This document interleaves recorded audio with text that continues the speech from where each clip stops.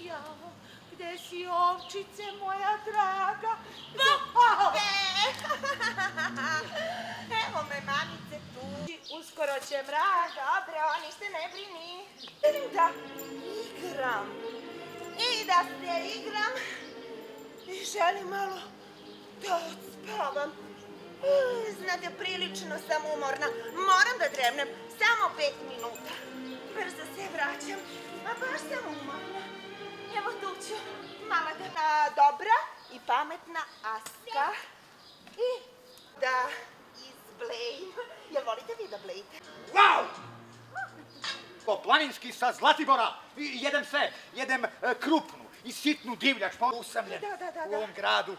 Sišao sam sa Zlatibora. Cijela moja familija. Prvo da se igramo. Može. Može? Može.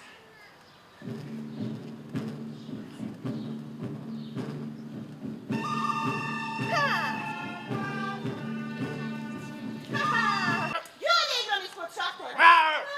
Odmah ću da te smažem. Nemoj muče, ja sam samo htjela da igram za svoje ovčice, znaš. Pazi ovako, ja mogu da ti sredim da se pojaviš u nekoj televiziji, seriji. Mogu da ti sredim da pratiš ovog, kako se zove, Zdravka Čolića na turneji kao ove njegove... Kao Lokice, šta kažeš? Ja kažem. Nego Vuk. Nisi Vuče, nisi, nego svi jedva čekamo da čujemo, da? Dobro, ajde, reći ću vam. Bio sam prvak plesne večeri u... Bravo, Askice! Ništa ne brinite, imam sjajnu ideju, gledaj. Bravo, Vuče! Bravo, igraj, Askice! Svaka čast!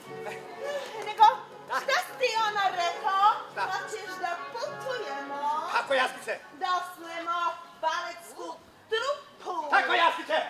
I da zaradimo neke parice, A onda ću da te smažem, tako. Ali prvo ovo. Samo, dobra ideja, Vuče, samo imamo jedan mali, kako se to kaže, problem. Problem, u čemu je taj problem? Pa ne znam, Vuče, da li ti znaš šta se praviš glum? Dobro, skidaj uši pa da krenem. Ajde. Polazak! Čekaj! Šta je sad? Askice, hoćeš nekad doći da mobićeš u tom zovu? Da se igramo kao danas. Ne znam, ako budeš bio dobar, možda i dođem, ali... Ni ti baš nisi bila najbolja. Ja? Da.